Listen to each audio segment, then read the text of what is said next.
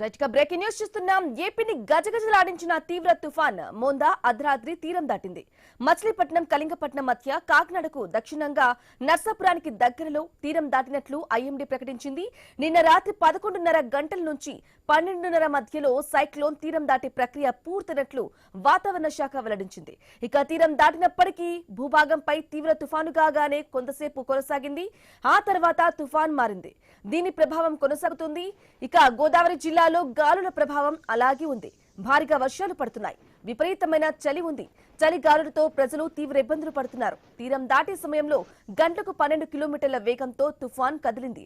ఇక మోందా ఉత్తర వాయువ్యంగా తెలంగాణ మీదుగా ప్రయాణించి ఇవాళ మధ్యాహ్నం ఛత్తీస్గఢ్ వద్ద మరింత బలహీనపడనుంది. తుఫాన్ ప్రభావంతో గాలులు ఇంకా వీస్తున్నాయి. గంటకు 85 కిలోమీటర్ల నుంచి 95 కిలోమీటర్ల వేగంతో గాలుల వేగం కొనసాగుతుంది.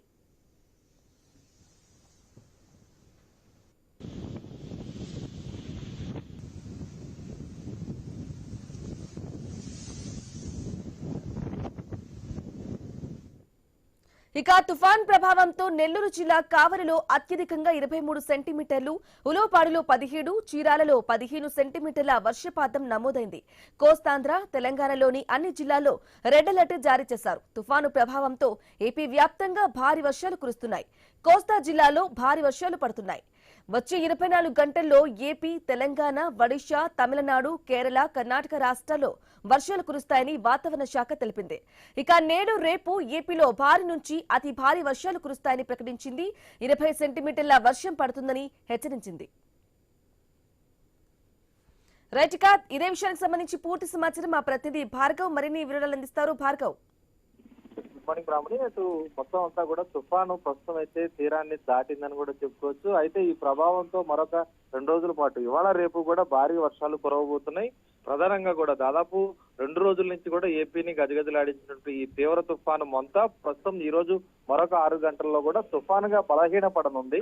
ఈ తరుణంలో గాలులు మాత్రం ఇంకా కొనసాగుతున్నాయి. ప్రధానంగా కోస్తా తీర ప్రాంతం ఏదైతే ఉందో అటు మచిలీపట్నం నుంచి కళింగపట్నం మధ్య కాకినాడకు దక్షిణంగా నర్సాపురానికి దగ్గరలో కూడా ఇది తీరం దాటినట్లు ఐఎండీ ప్రకటించిన నేపథ్యంలో అది నిన్న రాత్రి 11:30 నుంచి 12:30 గంటల మధ్యలో కూడా ఈ తీరం దాటే ప్రక్రియ అయితే పూర్తయింది. దీనికి సంబంధించినటువంటి దాదాపు 12 కిలోమీటర్ల వేగంతో కూడా ఇది తీరం దాటే సమయంలో కూడా ఆ వేగం అయితే ఉందని కూడా చెప్పుకోవచ్చు. మంతా తుఫాను ప్రస్తుతం ఇది తెలంగాణ మీదుగా కూడా ప్రయాణించి ఇవాళ మధ్యాహ్నం ఛత్తీస్గఢ్ వద్ద మరింత బలహడనున్న నేపథ్యంలో ఆ తుఫాను ప్రభావంతో గాలులు మాత్రం ప్రస్తుతం ఇంకా 80 కిలోమీటర్ల వరకు కూడా తీరంలో అయితే వీస్తున్నాయి. ప్రస్తుతం కాకినాడ, నర్సాపురం, అమలాపురం, అంతర్వేది, మచిలీపట్నం వంటి ప్రాంతాల్లో అయితే భీకర గాలులు ఇంకా కొనసాగుతున్నాయి.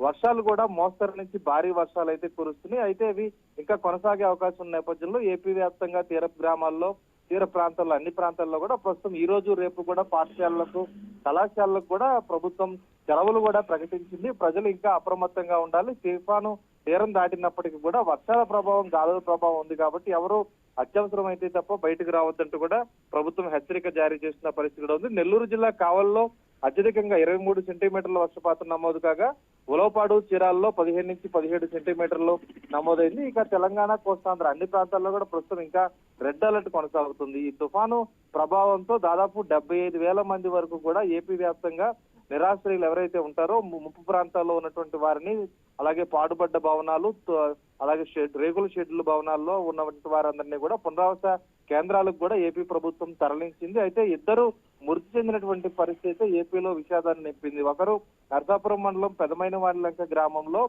గోడ కూలి ఒక వృద్ధురాలు మృత్యువాత పడినటువంటి విషాద ఘటన కూడా అక్కడ చోటు చేసుకుంది. నర్సాపురం పెదమైనవాడిలంక సముద్రానికి ఆనుకొని ఉన్నటువంటి గ్రామం కావడం దాదాపు 200 మీటర్ల వరకు కూడా అక్కడ సముద్రం ముందుకు వచ్చి భారీ గాలులు రావడంతో ఆ గాలులు దాటికి కూడా చెట్టు కూలి గోడవే పడి ఆ గోడ వృద్ధురాలి మీద పడి ఆమె మృతి చెందింది. అలాగే కోనసీమ జిల్లాలో కూడా ఒక వృద్ధురాలు మృతి చెందినటువంటి విషాద ఘటన కూడా చోటు చేసుకుంది. వీరి ఇద్దరి మరణం అయితే ఈ తుఫానికి ప్రాణ నష్టాన్ని మిగిల్చిందని చెప్పుకోవచ్చు. అయితే ఆస్తి నష్టానికి సంబంధించి కూడా భారీగానే సంభవించి ఉండొచ్చు. అటు ప్రధానంగా విద్యుత్ స్తంభాలు అత్యధికంగా నేలకూలాయి. అలాగే రైతులకు సంబంధించి కూడా వరి పైర్లు ఇంకా కోత దశలోనే ఉంది. కొన్ని చోట్ల కోతలు పోసినప్పటికీ కూడా కోత దశలో ఉన్నటువంటి వరి పైరంతా కూడా నేలకు వాలిందని కూడా చెప్పుకోవచ్చు. భారీ ఈదురు గాలులకు ఆ ధాన్యం అయితే ప్రస్తుతం వర్షపు నీటిలో నానుతుండడంతో దాన్ని కాపాడుకునేందుకు వ్యవసాయ శాఖ పలు కీలక సూచనలు కూడా చేస్తోంది. ఈ వర్షం ఇంకా కొనసాగుతుంది కాబట్టి ఎప్పటికప్పుడు ఆ కాలువలో నీరు దిగువకు పారే విధంగా ప్రస్తుతం అయితే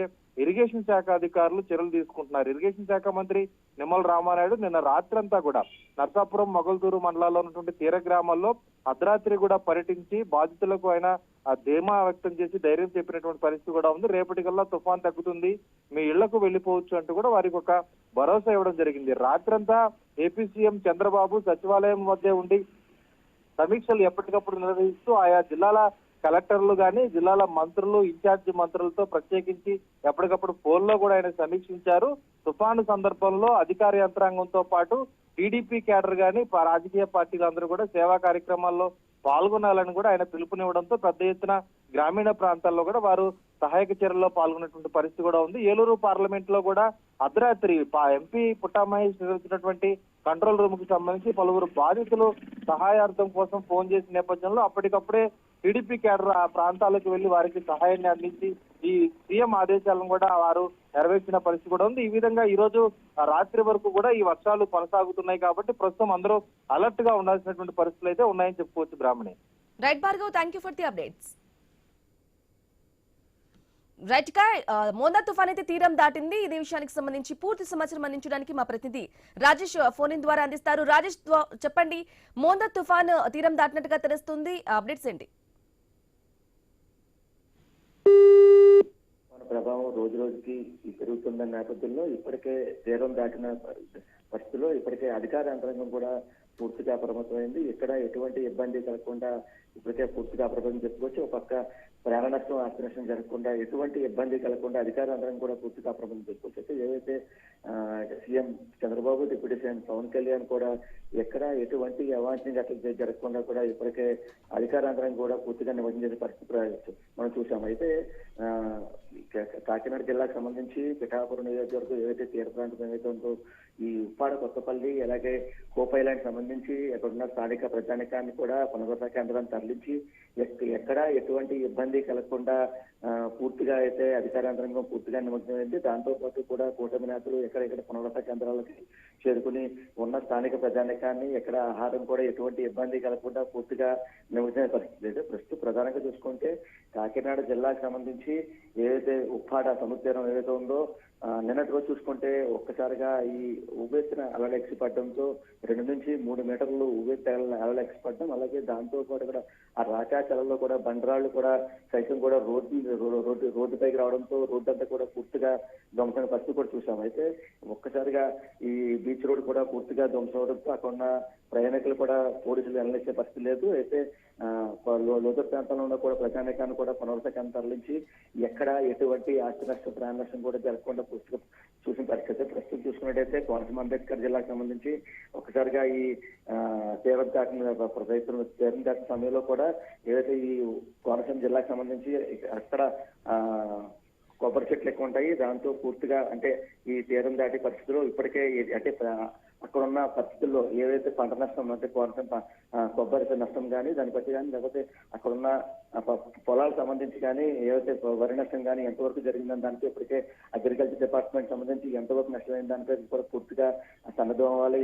అధికారాంతరం కూడా పూర్తిగా అప్రమత్తం అని చెప్పి ఇప్పటికే రాష్ట్ర ప్రభుత్వం చెప్పిన పరిస్థితిలో కూడా ఇప్పటికే ఏవైతే ఏవైతే పొలాలకు సంబంధించిన నష్టం కూడా ఎంత వస్తుందో ఎంత జరిగిన దాంతో కూడా ఇప్పటికే నివేదిక అయితే తయారు చేస్తున్నారు. అయితే ఇప్పుడు ప్రస్తుతం అయితే తీరం దాటిన పరిస్థితులు అయితే ప్రస్తుతం అయితే అక్కడ స్థానిక ప్రజానికం అయితే ఊపిరి పీల్చుకోవడం చెప్పుకోవచ్చు. ప్రస్తుతం ఏవైతే అంతర్వేది తీరం దాటిన పరిస్థితుల్లో నర్సాపురం మీద తీరం దాటిన పరిస్థితులు అయితే ఎక్కడ ఎటువంటి ఆస్తి ప్రాణ నష్టం జరగకుండా పూర్తిగా అయితే అధికార యంత్రాంగం అయితే పూర్తిగా నిమగ్నం చెప్పుకోవచ్చు. కానీ సూర్యారావుపేట కాకినాడ రోడ్డు సంబంధించి సూర్యారావుపేటలో ఒక బాలుడు బండి మీద వెళ్తుండగా అకస్మాత్తుగా జారి ఆ వాగులో కొట్టుకుపోవడంతో ఒక ప్రాణం అయితే పోయింది. మరోపక్క పీ గన్నవరం సంబంధించి తాడి చెట్టు పడి ఒక మహిళకి మృతి చెందింది. ప్రస్తుతం ఇంకా ఈ మోందా తుఫాను ప్రభావంతో ఎంతమంది మృతి చెందిన దానిపై అయితే ఒక పక్క అధికారులు కూడా పూర్తిగా నివేదిక తయారు చేస్తున్నారు. మరోపక్క దీని పక్క అంటే ఆస్తి నష్టం ఎంతవరకు జరిగిన దానిపై కూడా పూర్తిగా నివేదిక తయారు చేసి పరిస్థితి కనపడుతుంది చూసుకోవచ్చు.